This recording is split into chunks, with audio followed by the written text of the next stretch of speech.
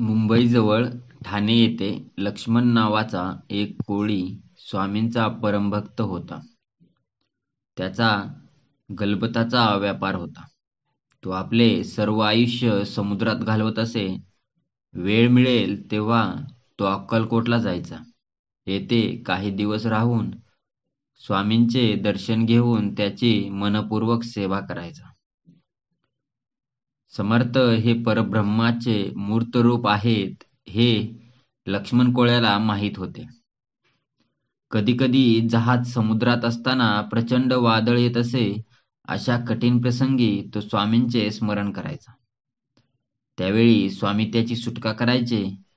कधी कधी तो स्वामींच्या स्मरणात दंग असायचा. समुद्रातून प्रवास करताना तो स्वामींना जहाजावर बसलेले पाहायचा. त्यावेळी त्याला खूप आनंद व्हायचा.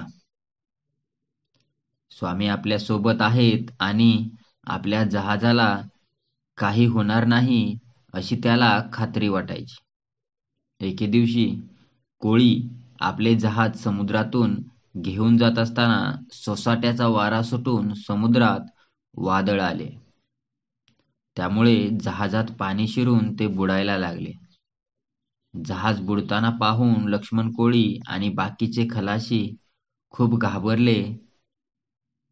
लक्ष्मणाचेही धैर्य सुटले आणि त्याच्या डोळ्यातून अश्रू वाहू लागले. त्याने स्वामींचे स्मरण करून आतुरतेने त्याचा धावा सुरू केला. लक्ष्मण कोळी स्वामींचे स्मरण करून धावा करतोय व धावा करत करत बोलू लागला, हे अक्कलकोट निवासी, श्री स्वामी समर्थ, हे गुरुराया माई बापा, या त्रैलोक्यात एक तुमच्या वाचून कोणी सहाय्य करणारा नाही. माझ्यावर कृपा करा. तुमचे हे लेकरू मरणाच्या दरवाजापर्यंत पोचले आहे. हे जहाज पूर्णपणे बुडाले आहे. कोळ्याचे हे आर्त स्वर स्वामींच्या कानावर आले. त्यावेळी स्वामी चोळापाच्या घरी पलंगावर बसले होते. ते एकदम खडबडून उठून उभे राहिले आणि त्यांनी लगेच उजवा हात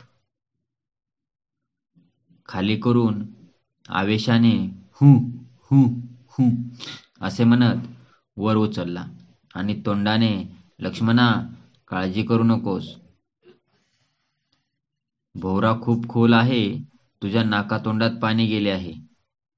असे काहीतरी बोलू लागले.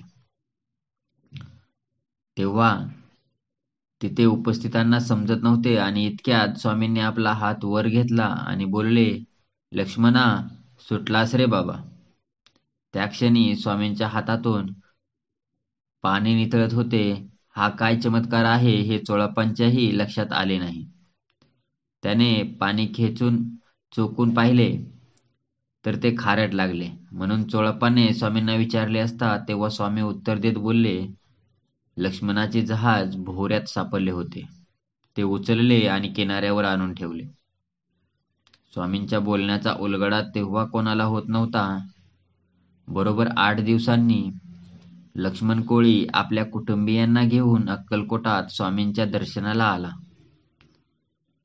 त्याने त्यांच्या अंगावर, चरणांवर अश्रूंचा अभिषेक घातला. त्यांना नैवेद्य आणि दक्षिणा दिली. तेव्हा सर्वांना स्वामींच्या ह्या चमत्काराचा उलगडा झाला.